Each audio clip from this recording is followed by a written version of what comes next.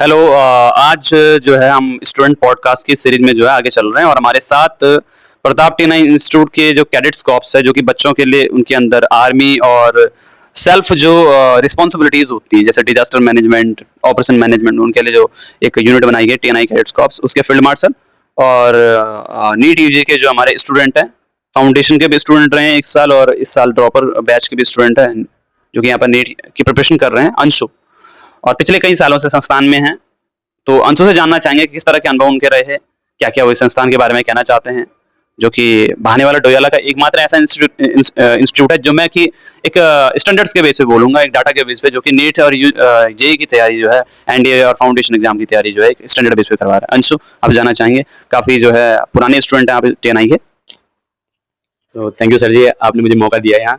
तो मैं पहले ही बोल देता हूँ, मैं जो बोलूँगा दिल से बोल रहा हूँ। मतलब इससे पहले मैं जा चुका हूँ कोचिंग में, मैंने एक कोचिंग अटेंड कर चुका हूँ, वो है बलोनी क्लासेस जो देहरादून में है। और क्या कहते हैं, मतलब देहरादून जैसे पार करते हैं फ्लाईओवर के बाद ही है। तो मैं वहाँ गया, मैंने 3 महीने की ट्रायल ली। मतलब मेरे को कंफर्म था कि मुझे डॉक्टर बनना है तो बनना है। तो मैंने पहली कोचिंग मेरी बलोनी क्लासेस थी, तो मैंने सोचा कोचिंग होगी तो अच्छी होगी कोचिंग। अब मैं कोचिंग में गया, मैंने वहाँ चेक किया, मैंने वहाँ देखा, हालातों को देखा मैंने। मेरे को वो सुकून नहीं मिला, वो पढ़ाई का वो मतलब होता है ना एनवायरनमेंट, वो मुझे मिला नहीं। मैंने वो किसी तरह से 1 साल झेल लिया बस उसे मैंने। फिर मैंने अपने पेरेंट्स को वहाँ के बारे में थोड़ा मतलब फीडबैक दिया कि वो कोचिंग नहीं है, उस तरीके से बेहतर नहीं है और बच्चों के साथ इंटरेक्शन बिल्कुल नहीं होता। मतलब वहाँ सच में सिलेबस भगाते हैं तो मतलब भगाते हैं, बच्चों के साथ नो इंटरेक्शन। मतलब बच्चे क्या कर रहे हैं, पढ़ रहे हैं, पता ही नहीं है।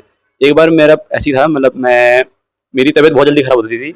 मतलब उस वक्त ये था कि मैं थोड़ा स्कूल भी जाता था, मैंने वो नहीं ड्रॉप नहीं लिया था स्कूल का। तो स्कूल के साथ साथ मैं वहाँ कोचिंग भी जाता था। तो मेरा सिर दर्द होता था और मेरे बहुत ज़्यादा। तो मैंने मैम को कंप्लेन करी, मैम बच्चे बहुत चिल्लाते हैं, बहुत शोर करते हैं, पढ़ना तो उनको है नहीं, वैसे भी बहुत शोर करते हैं वहाँ। मैंने मैम को कंप्लेन करी, क्या कोई कोई वहाँ से कोई हेल्प नहीं मिली मुझे।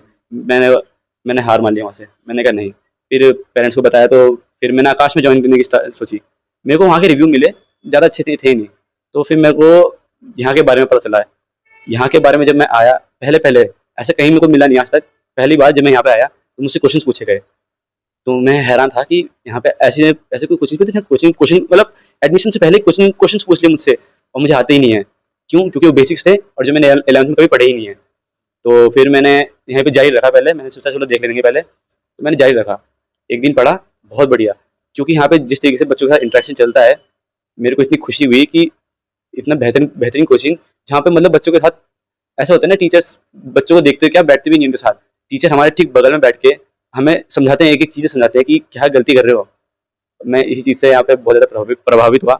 अब मुझे 1 साल हो गया 12th के बाद। अब मैं ड्रॉपर हूँ। 12th में मैं यहाँ पे गया था, तो 12th में भी मेरी अच्छी परसेंटेज ही आई है। तो मैं तो यहाँ के बारे में बस बहुत इतना खुश रहता हूँ। अभी मुझे इतना बड़ा पद मिला है फील्ड मार्शल का, वो भी सर ने दिया है। बल्कि यहाँ पे मुझे ये पता चला था कि इसके लिए भी बहुत संघर्ष करना पड़ता है फील्ड मार्शल की पोस्ट के लिए।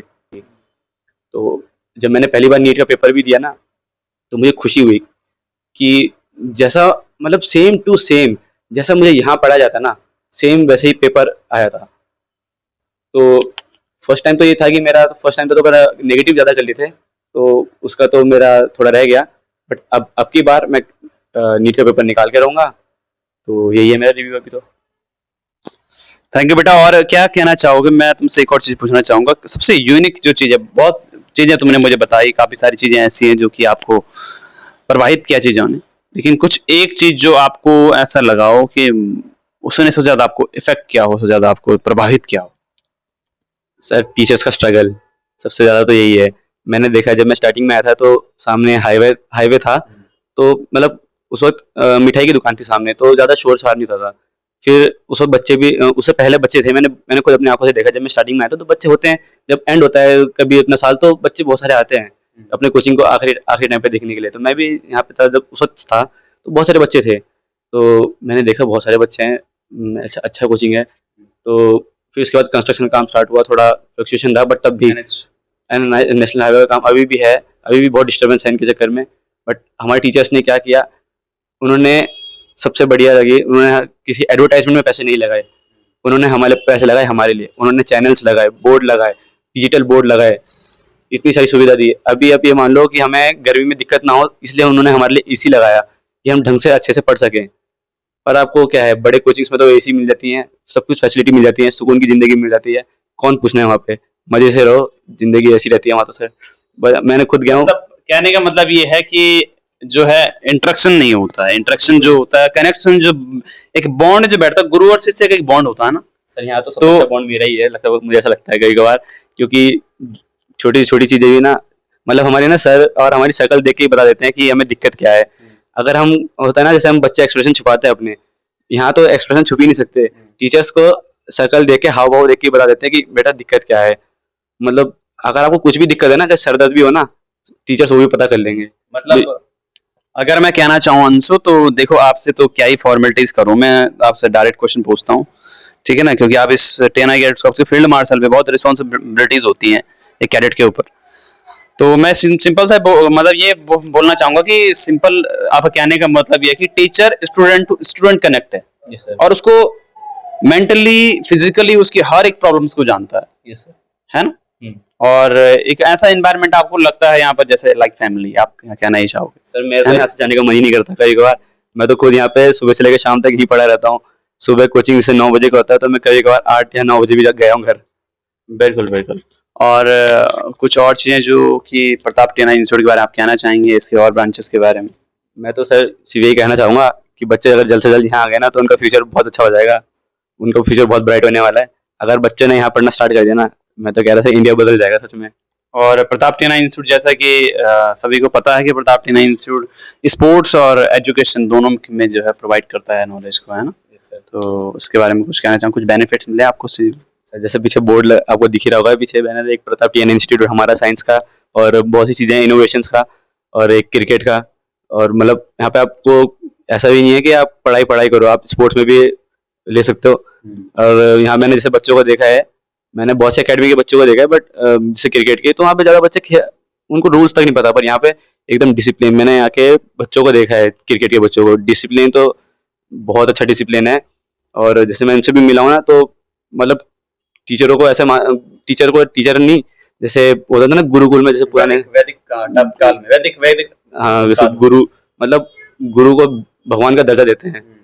तो मुझे सबसे बढ़िया यही लगा डिसिप्लिन। और स्पोर्ट्स में तो आगे ही रहते हैं, मैंने बहुत से बच्चे को देखा है, छोटे छोटे बच्चे, बहुत छोटे छोटे बच्चे भी खेलते हैं वहाँ पे, और इतना अच्छा खेलते हैं कि मेरे को भी नहीं आता उनके सामने। चलिए बहुत बढ़िया। और मतलब कहने का मतलब आपका फाइनली ये है कि वैदिक काल में जो जिस तरह की चीजें होती हैं, जो जैसे संदीपन कृष्ण से जुड़े थे, सॉरी कृष्ण संदीपन, गुरु संदीपन से जुड़े थे, है ना, द्रोणाचार्य से जुड़े थे अर्जुन, है ना, और भगवान श्री राम जो थे विश्वामित्र से जुड़े थे, है ना, और काफी सारे उनके जो बड़े बड़े हमारे सामने उदाहरण हुए हैं, है ना, वो सारे के सारे इस तरह की चीजें यहाँ पर देखने को मिलती हैं। सर वर्ड्स तो बहुत सारे हैं मेरे पास, मैं एक्सप्लेन नहीं कर पा रहा हूँ अभी तो, क्योंकि वो होता है ना, कुछ चीज़ें एक्सप्लेन नहीं की जाती, तो वही बात है सर, जो दिल में है बट एक्सप्लेन नहीं करी जाती, वो बहुत सी चीज़ें।